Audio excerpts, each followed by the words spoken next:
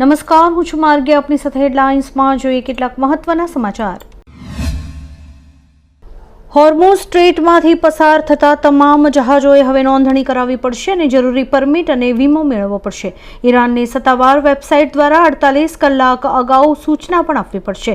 વાણિજ્યિક જહાજોના સુરક્ષિત માર્ગને સુનિશ્ચિત કરવા માટે તમામ નિયમો અને શરતોનું પાલન ફરજિયાત છે. યુએસ ઈરાન કરાર હેઠળ આગામી 60 દિવસ માટે નોંધણી, વીમા અથવા સુરક્ષા માટે કોઈ ફી નહીં લેવાય. હેડફોન પહેરીને મોટા અવાજે ગીતો સાંભળતા લોકો માટે વર્લ્ડ હેલ્થ ઓર્ગેનાઇઝેશને ચેતવણી જાહેર કરતા કહ્યું છે કે હેડફોન પહેરીને મોટા અવાજે ગીતો સાંભળવાને કારણે વિશ્વના 10 લાખ યુવાનોને બહેરાશ આવી શકે છે. આ આદત સૌને ભારે પડી શકે છે. એક અહેવાલ મુજબ અત્યારે વિશ્વના 430 મિલિયનથી વધુ લોકો આ સમસ્યાથી પીડિત છે, જ્યારે કે વર્ષ 2050 સુધીમાં સંખ્યા વધીને 700 મિલિયન જેટલી થઈ શકે છે. ઇઝરાયેલે દક્ષિણ લેબનોન પર હુમલો કર્યા બાદ IRGCએ એકવાર ફરી હોર્મુઝ બંધ કરી દીધું છે. આ સાથે જ જહાજોને હોર્મુઝ પાર કરવાનો પ્રયાસ ન કરવાની ચેતવણી આપી છે. વધુમાં ઈરાની અધિકારીએ કહ્યું કે જ્યાં સુધી આ વિસ્તારની સ્થિતિ સામાન્ય નહીં થાય અને તેમની સુરક્ષા ચિંતાઓનું સમાધાન નહીં આવે ત્યાં સુધી હોર્મુઝમાં જહાજોની અવરજવર પર પ્રતિબંધ ચાલુ રહેશે. ઈરાનના આ એક નિર્ણયથી આખી દુનિયામાં ચિંતા વધી ગઈ છે. બ્રિટનની રાજધાની લંડનમાં મોટી દુર્ઘટના સર્જાઈ છે. 2 ટ્રેન્સની સામસામે ટક્કર થતાં એક વ્યક્તિનું ઘટના સ્થળે મોત થયું છે, જ્યારે કે 50 લોકો ઘાયલ થયા છે. અકસ્માતથી સમગ્ર વિસ્તારમાં હડકંપ મચી ગયો છે. હાલમાં ઘટના સ્થળે બચાવ ટીમ પહોંચી છે અને બચાવ કાર્ય શરૂ કર્યું છે. ઘાયલોને સારવાર અર્થે હોસ્પિટલમાં ખસેડાયા છે. મૃત્યુઆંક વધવાની પણ શક્યતા છે. હવામાન વિભાગ દ્વારા ભારે વરસાદનું એલર્ટ જાહેર કરાયું છે. આજે અમદાવાદ, ગાંધીનગર, મહેસાણા, સાબરકાંઠા, અરવલ્લી અને ખેડામાં મધ્યમ વરસાદની આગાહી કરાઈ છે, જ્યારે કે આણંદ, પંચમહાલ, દાહોદ, મહીસાગર, વડોદરા, છોટાઉદેપુરમાં હળવા વરસાદની આગાહી વ્યક્ત કરાઈ છે. બનાસકાંઠા, પાટણ, સુરત અને ડાંગમાં ભારે પવન સાથે મેઘરાજા વરસી શકે છે. ભારતીય સ્ટાર જેવલિન થ્રો એથ્લીટ અને 2 વખતના ઓલિમ્પિક મેડલ વિજેતા નીરજ ચોપરાએ ઈજામાંથી સંપૂર્ણપણે સ્વસ્થ થયા બાદ શાનદાર વાપસી કરી છે. ચોપરાએ દોહા ડાયમંડ લીગમાં પોતાના બીજા થ્રોમાં 82.77 મીટરનો થ્રો કરીને આગામી કોમનવેલ્થ ગેમ્સ 2026માં પોતાનું સ્થાન સુરક્ષિત કર્યું છે. વિરાટ કોહલીને લઈને એક સારા સમાચાર આવ્યા છે. હેમસ્ટ્રિંગ ઇજાને કારણે બહાર થયેલા દિગ્ગજ ખેલાડી વિરાટ કોહલી એકવાર ફરી મેદાન પર રમતા જોવા મળશે. માહિતી મુજબ કોહલીએ પોતાની રિહેબિલિટેશન પ્રક્રિયા શરૂ કરી દીધી છે.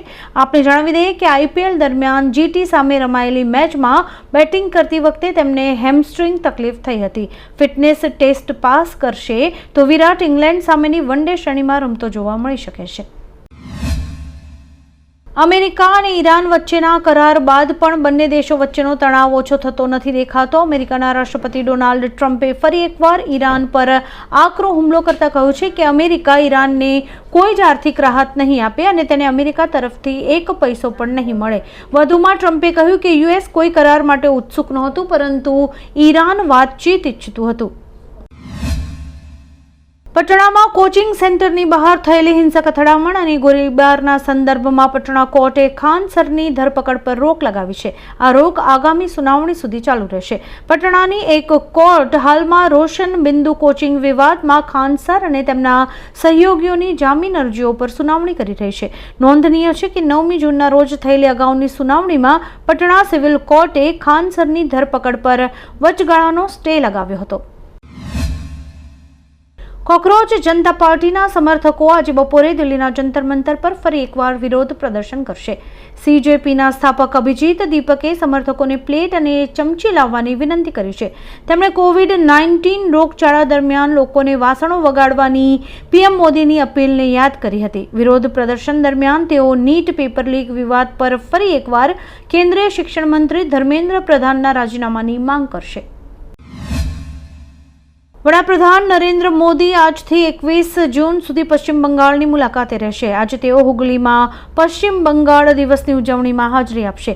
આ દરમિયાન PM મોદી રેલવે, કૃષિ, ગ્રામીણ વિકાસ, મત્સ્ય ઉદ્યોગ અને પશુપાલન ક્ષેત્રોમાં અનેક વિકાસ પ્રોજેક્ટ્સનું ઉદ્ઘાટન, સમર્પિત અને શિલાન્યાસ કરશે. આ યોજનાઓમાં પીએમ પાક વીમા યોજના, કૃષિ સ્ટેક, રાષ્ટ્રીય કુદરતી ખેતી મિશન અને પીએમ ધન્ય કૃષિ યોજનાનો સમાવેશ થાય છે.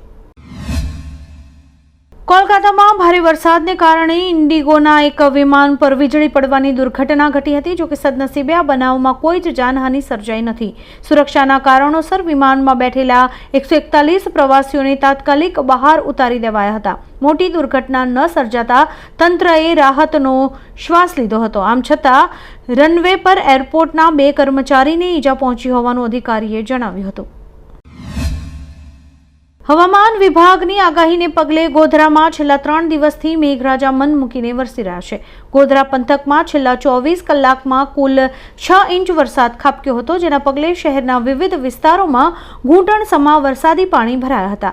પાણી ભરાતા રાહદારીઓએ અને વાહન ચાલકોને ભારે હાલાકીનો સામનો કરવો પડ્યો હતો. પાણીના નિકાલની કામગીરી માટે નગરપાલિકા પ્રમુખ અને કારોબારી ચેરમેન બુલડોઝર સાથે જોવા મળ્યા હતા. ટીએમસી નેતા જહાંગીર ખાનની ધરપકડ બાદ હવે તેની પત્ની રેજીના બીબીની પણ અટકાયત કરવામાં આવી છે. જહાંગીર ખાનની ધરપકડના વિરોધમાં ફાલતા વિસ્તારમાં પ્રદર્શનના આરોપમાં રેજીના બીબીની ધરપકડ કરાઈ છે. પોલીસનો આરોપ છે કે આ વિરોધ પ્રદર્શનોનું આયોજન અને સમર્થન કરવામાં રેજીના બીબીની મહત્વપૂર્ણ ભૂમિકા હતી. કાયદો વ્યવસ્થા બગડવાની શક્યતા ઊભી થતાં પોલીસ દ્વારા મામલાની તપાસ શરૂ કરાઈ હતી અને અંતે રેજીના બીબીની અટકાયત કરાઈ છે. વરસાદને લઈને હવામાન વિભાગે ફરી આગાહી કરી છે. આગાહી મુજબ આજે બિહાર, ઝારખંડ, પશ્ચિમ બંગાળ, ઓડિશા અને કેરળ સહિત 19 રાજ્યોમાં ભારે વરસાદ, વાવાઝોડું અને વીજળી પડવાનું એલર્ટ જાહેર કરાયું છે. આ દરમિયાન 50 થી 70 કિલોમીટર પ્રતિ કલાકની ઝડપે પવન ફૂંકાઈ શકે છે. આ સાથે જ લોકોને કામ વગર ઘરની બહાર ન નીકળવાની સૂચના પણ હવામાન વિભાગ દ્વારા આપવામાં આવી છે. સુરત શહેરમાં ગુનાખોરી પર નિયંત્રણ અને કાયદો વ્યવસ્થા વધુ મજબૂત બનાવવા અનોખી ઝુંબેશ હાથ ધરાઈ છે. આ કાર્યક્રમ હેઠળ શહેરના વિવિધ પોલીસ સ્ટેશનમાં નોંધાયેલા ગંભીર ગુનાઓમાં સંડોવાયેલા ગુનેગારોને એક જ સ્થળે એકત્રિત કરી કડક સૂચનાઓ અપાઈ હતી. આ કાર્યક્રમમાં 1000થી વધુ આરોપીઓ હાજર રહ્યા હતા. કાર્યક્રમમાં ઉચ્ચ અધિકારીઓ ઉપરાંત જિલ્લા કલેક્ટર સહિતના વહીવટી અધિકારીઓ પણ હાજર રહ્યા હતા. સામાન્ય માણસને મોંઘવારીનો વધુ એક ફટકો પડી શકે છે. અલ નીનો અને ઓછા વરસાદને કારણે ઘાસચારાની તીવ્ર અછત સર્જાઈ છે, જેના કારણે દૂધ ઉત્પાદનના ખર્ચમાં વધારો નોંધાયો છે. આપને જણાવી દઈએ કે મે મહિનામાં અમૂલ અને મધર ડેરીએ ભાવમાં 2 થી 3% વધારો કર્યો હતો. દૂધ ઉત્પાદનના ખર્ચમાં વૃદ્ધિ થતાં જુલાઈ-ઓગસ્ટ સુધીમાં દૂધના ભાવમાં વધુ 3 થી 4% વધારો થઈ શકે છે. આ વધારા બાદ એકવાર ફરી સામાન્ય લોકોનું બજેટ ખોરવાઈ શકે છે. રાજકોટના શાપર વેરાવળમાં મોડી રાત્રે કાળજુ કંપાવી દેનારી લૂંટની એક મોટી ઘટના સામે આવી છે. મોડી રાત્રે ત્રાટકેલા બુકાનીધારી લૂંટારુઓ પરિવારના વૃદ્ધને બંધક બનાવીને કરોડો રૂપિયાની લૂંટ ચલાવી હતી, જેના કારણે સમગ્ર જિલ્લાનું પોલીસ તંત્ર દોડતું થયું હતું. માહિતી અનુસાર આ ઘટના રાત્રિના 1 વાગ્યાના અરસામાં બની હતી. લૂંટારુઓએ ઘરમાંથી તિજોરીના તાળા તોડીને અંદાજે રૂપિયા 2.47 કરોડની રોકડની લૂંટ ચલાવીને ફરાર થઈ ગયા હતા.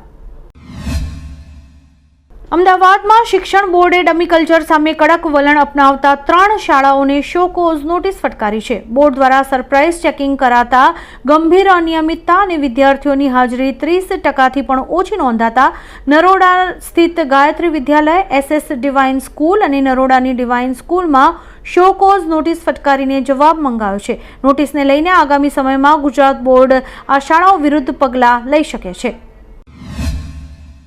આવતીકાલે યોજાનારી નીટ યુજી રી એક્ઝામ પહેલા એનટીએની મોટી લાપરવાહી સામે આવી છે. નાગપુરના વિદ્યાર્થી અબ્દુલ્લા મોહમ્મદ તાલિબના એડમિટ કાર્ડમાં અબુધાબીનું એક્ઝામ સેન્ટર અપાયું છે.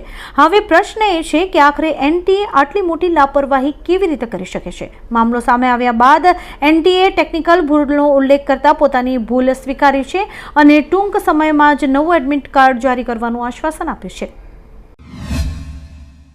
ગુજરાત સરકારે રાજ્યના ખેડૂતોના હિતમાં મોટો નિર્ણય લીધો છે. વરસાદ પાછો ખેંચાતા ખેડૂતોને સિંચાઈ માટે 8 કલાકને બદલે 10 કલાક વીજળી આપવાનો નિર્ણય લીધો છે, જેનો સમયગાળો 1 મહિનાનો રહેશે.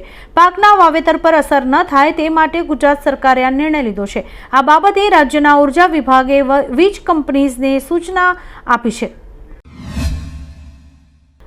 આવા જ કેટલાક રસપ્રદ સમાચારો નિહાળવા માટે અમારી યુટ્યુબ ચેનલને લાઇક, શેર અને સબસ્ક્રાઇબ કરો અને જોતા રહો હેડલાઇન્સ.